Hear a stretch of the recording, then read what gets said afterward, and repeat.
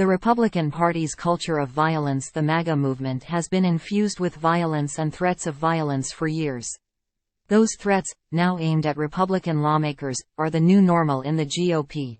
The trash fire that is the Republican competition to elect the Speaker of the House is entering a new phase now that Representative Jim Jordan of Ohio is out of the running.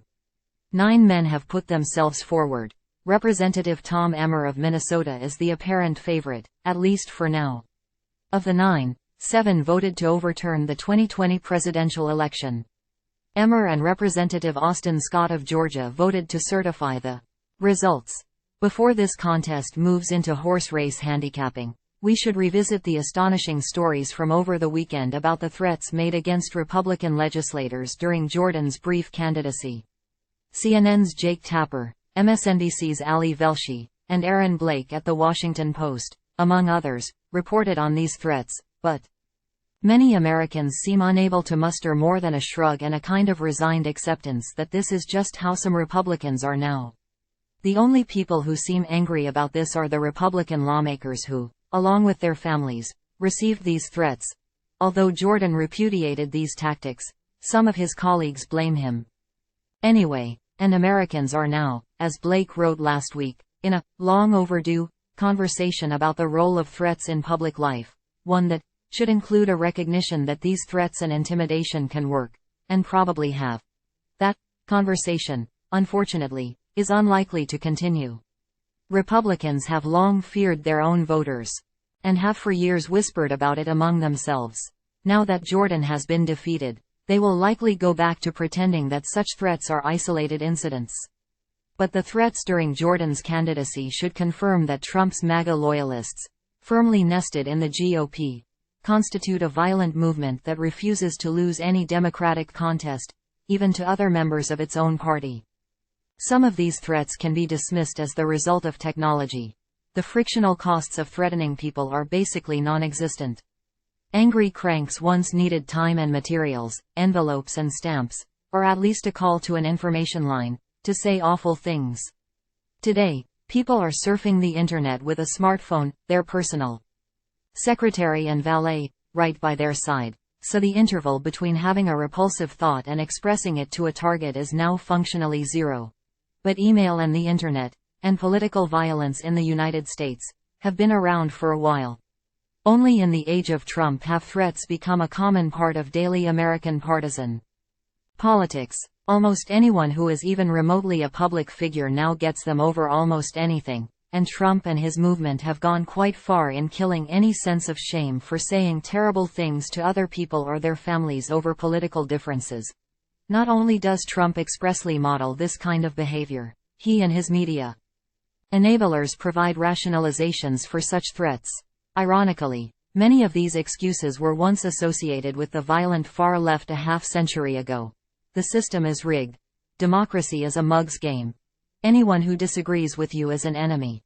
Those in power will never give it up without being subjected to violence and intimidation. But much of it is also out of the far-right, fascist playbook. The elites are plotting against you. Anyone who disagrees with you is obviously in on the plot. The only salvation is if we the people engage in violence ordained by God himself. We've seen these illiberal, populist attitudes and beliefs before. What we have not seen in America until now is the capture of a major political party by this kind of paranoia and violence.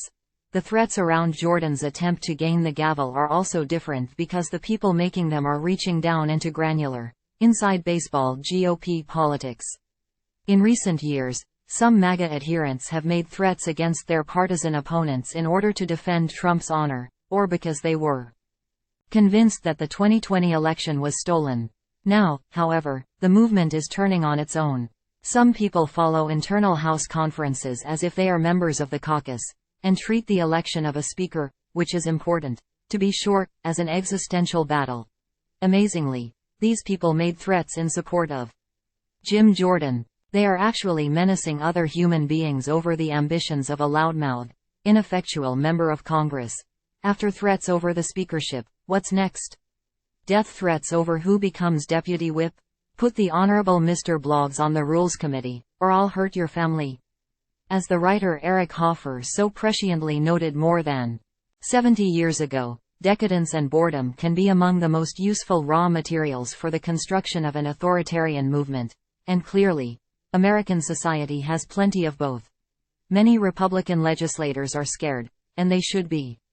Only 25 members of the House GOP conference voted against Jordan on the floor during the last round of voting. Many more opposed making him speaker. In a secret ballot, 112 of Jordan's colleagues voted against him, which suggests that more than 80 of them feared doing so in public.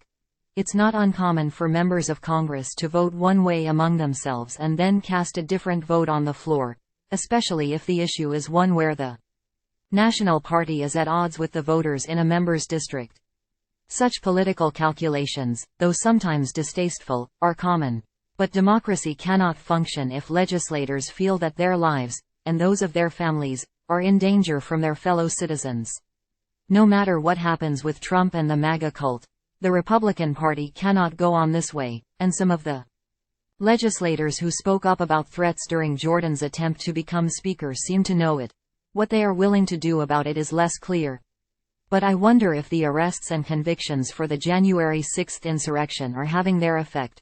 One caller to a representative, after a string of F-bombs and barely veiled threats, made an effort to stipulate that he was speaking only of nonviolent harassment.